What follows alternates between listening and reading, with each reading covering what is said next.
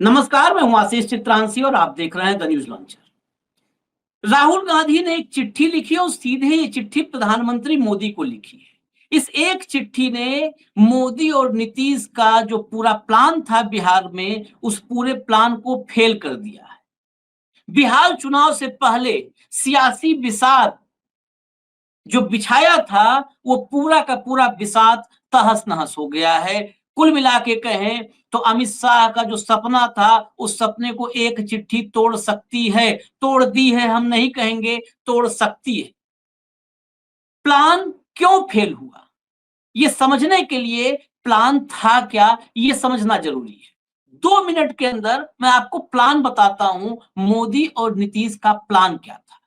वो प्लान जिसके बल पर इस बार भाजपा ने प्लानिंग की थी कि एक बड़ी विजय मिलेगी और उस बड़ी विजय के बाद नीतीश कुमार को साइड करके धीरे से अपना मुख्यमंत्री बना लेंगे। एक और राज्य ऐसा होगा जहां पर सहयोगी पार्टी बड़े भाई की भूमिका से छोटे भाई, नाबालिग भाई के रोल में आ जाएगी और भाजपा वहां पर सब कुछ पूरे गठबंधन की सर्वे सर्वा बन जाएगी।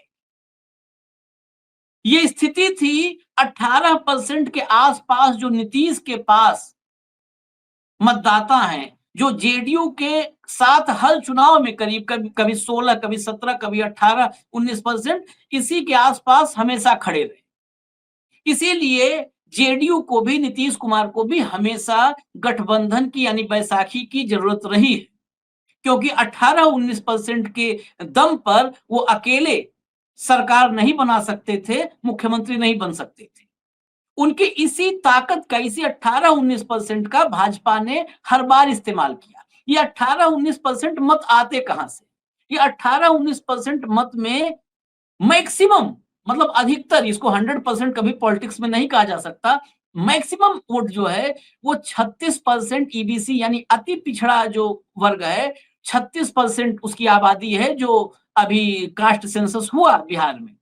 36% अति पिछड़ा और 19% दलित। इस 19% दलित में से भी खासकर जो महादलित वाला हिस्सा है, तो महादलित और अति पिछड़ा, इन दोनों में से ही, इन दोनों को जोड़ करके तो करीब करीब 45-44% के आसपास वोट हो जाते हैं। लेकिन इसमें से 16 से 18-19% के बीच नीतीश कुमार के पीछे मतदाता रहते हैं।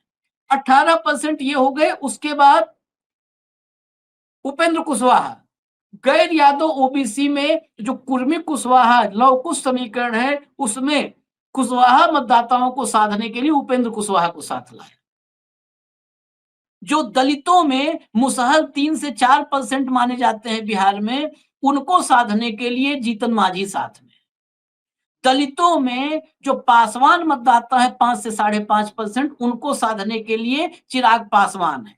इसके बाद अगड़ों को तो भारतीय जनता पार्टी ये मानती है कि उनके पास कोई और ऑप्शन ही नहीं है, फॉर ग्रांटेड लेती है कि किसी भी हाल में उनको हम कुछ दें न दें, वो हर हाल में हमारे ही पीछे लामबंद होंगे, उनके पास कमल के फूल के अलावा कोई विकल्प नहीं है। हालांकि बिहार में जो अगड़ा समुदाय है, सवर्ण जातियां हैं, चाहे वो भूमिहार हो, राजपूत हो या ब्राह्मण हो, कायस्थ तो हर हाल में भाजपा के साथ जाता है। वो तो अगर कहा जाए फॉर ग्रांटेड, असली शब्द थोड़ा आपत्तिजनक होता है, लेकिन बंधुआ टाइप में कि हर हाल में भाजपा के साथ रहेंगे, तो कायस्थ है। लेकिन राजपूत, भूमिहार और ब्राह्मण ये अपने पॉलिटिकल स्ट्रेंथ को कायम करने के लिए, अपने वजूद को कायम करने के लिए कई बार बीजेपी को गच्चा भी देते रहे हैं। लेकिन फिर भी माना जाता है कि ये मतदाता, अगड़े मतदाता, ये खड़े रहेंगे भारतीय जनता पार्टी के साथ। तो अगड़े और ये पिछड़ों का और दलितों का पूरा समीकरण मिला करके भाजपा उस विनिंग मार्क तक, उस परसेंटेज तक, 45, 44, 45, 46 तक पहुंचने का पूरा प्लान कर रखी थी।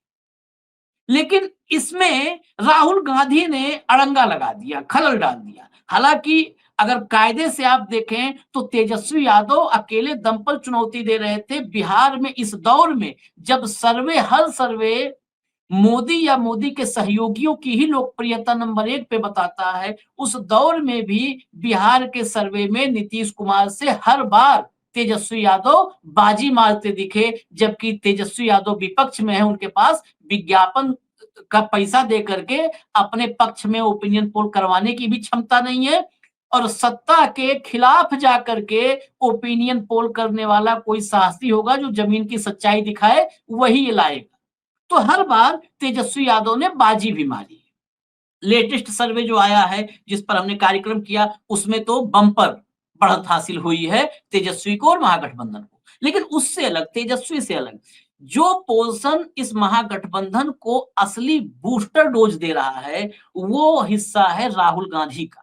राहुल गांधी पिछले 5 महीने से बिहार में एक्टिव, और जितने दौरे हुए, राहुल गांधी ने सीधे सीधे मछली की आंख पर निशाना रखा, साधा टारगेट मछली की आंख। और वो मछली की आंख थी वो वर्ग, वो मतदाता समूह जो भाजपा और नीतीश कुमार के जीत का सबसे महत्वपूर्ण हिस्सा बनता रहा है या बनने की संभावना थी। वो वर्ग है अति पिछड़ा और दलित।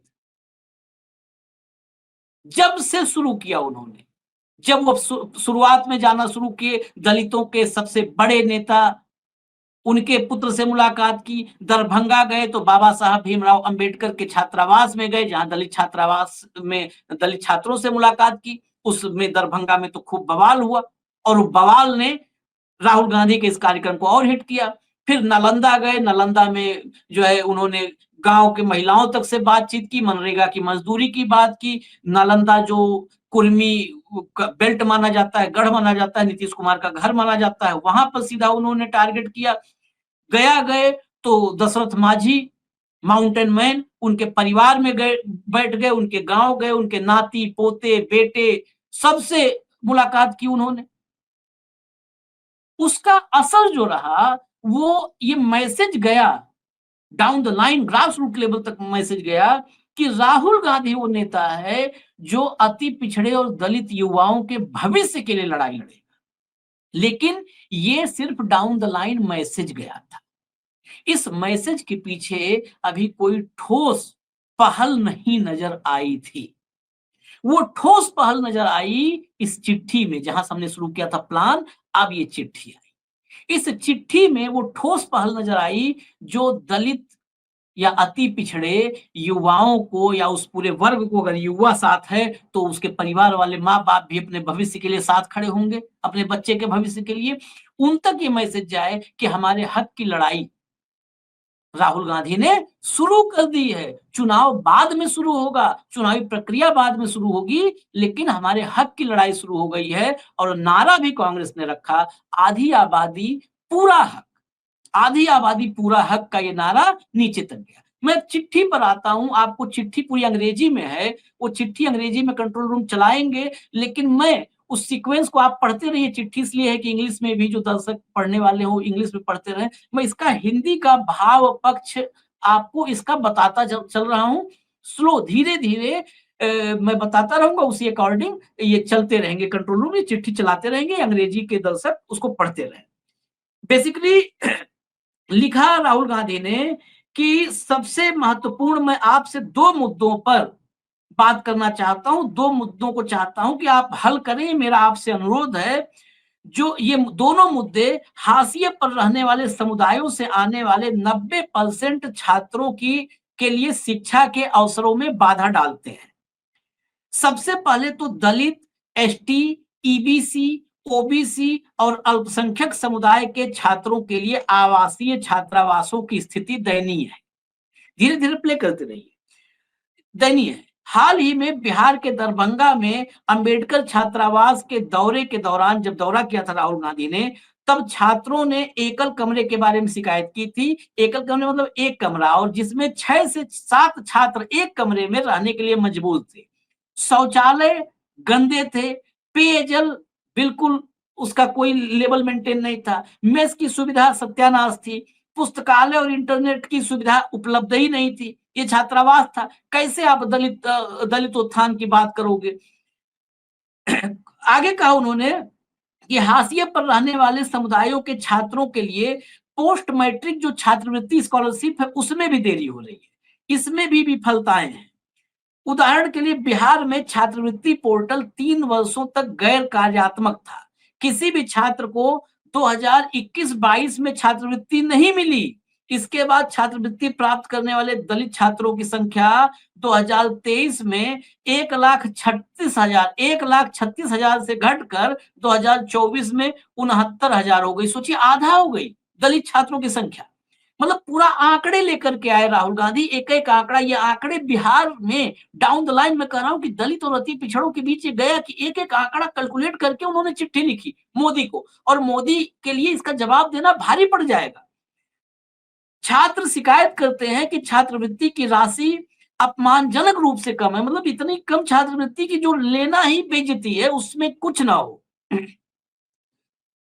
हालांकि राहुल ने आगे कहा कि हालांकि मैंने बिहार का उदाहरण दिया है, लेकिन ये विफलताएं पूरे देश में व्यापक स्तर पर है। मैं सरकार से इन विफलताओं को दूर करने के लिए तुरंत 2 कार्रवाई करने का आग्रह करता हूं।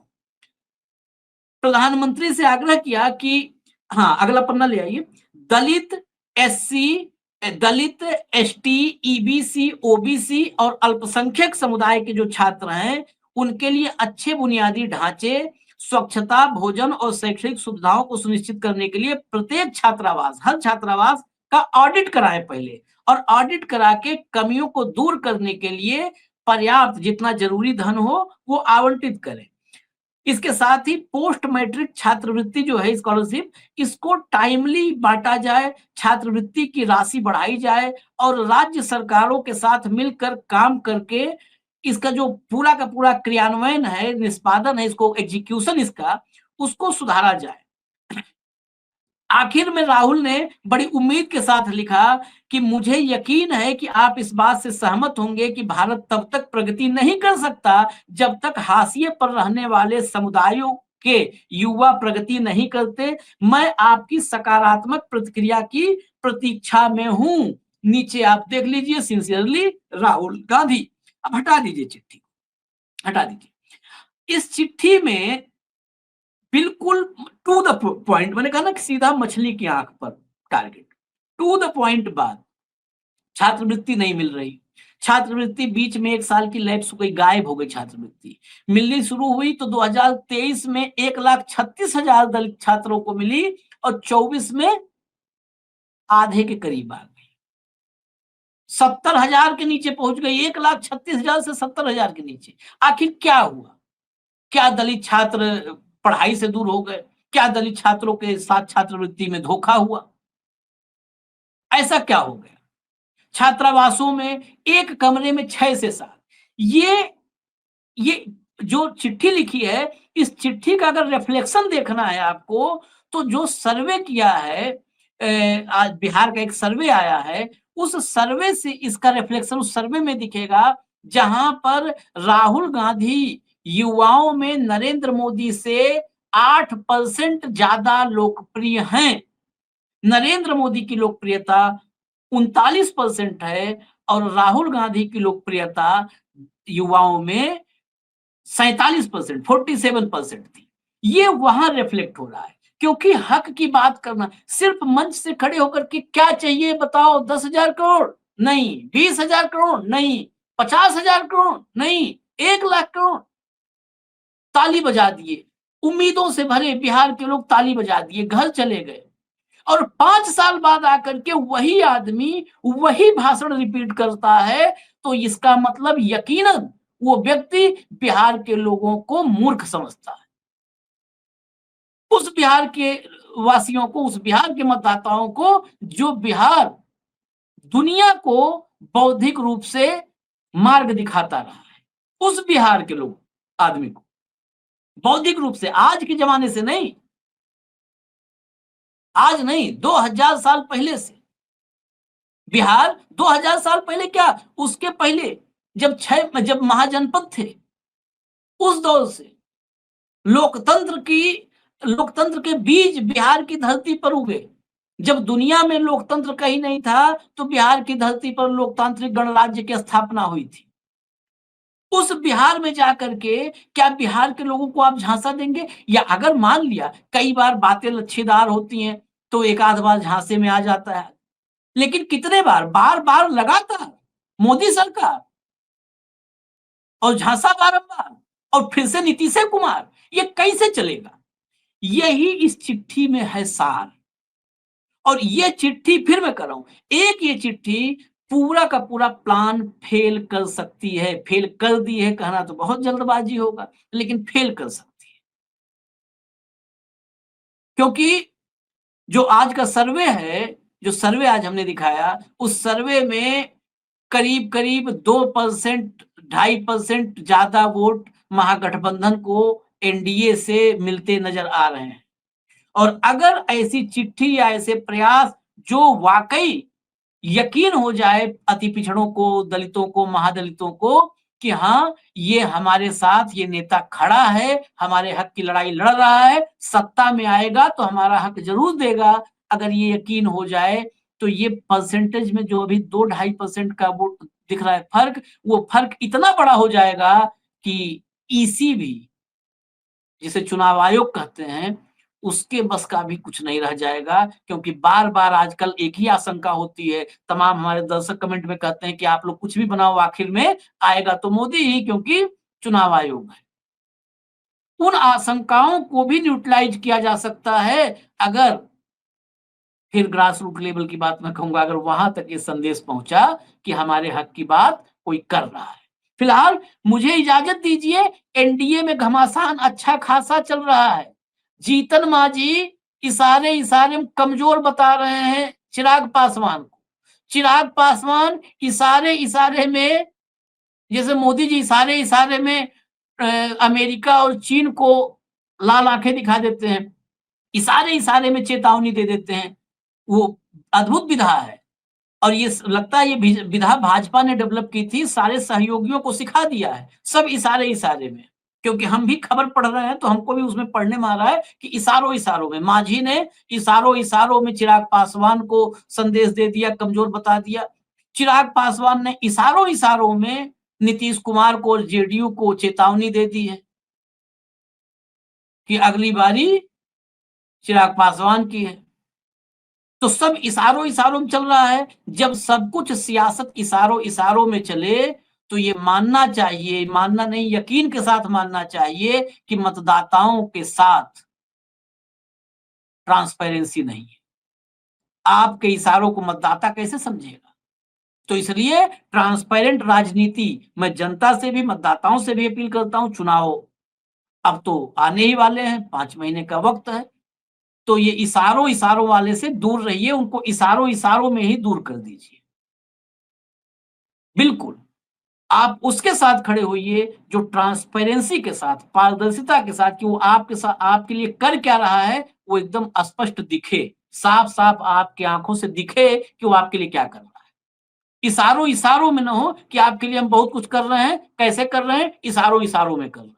तो इशारों-इशारों में करने वालों को कतई मत चुनिए। हमें इजाज़त दीजिए, न्यूज़ लॉन्चर देखते रहिए। नमस्कार।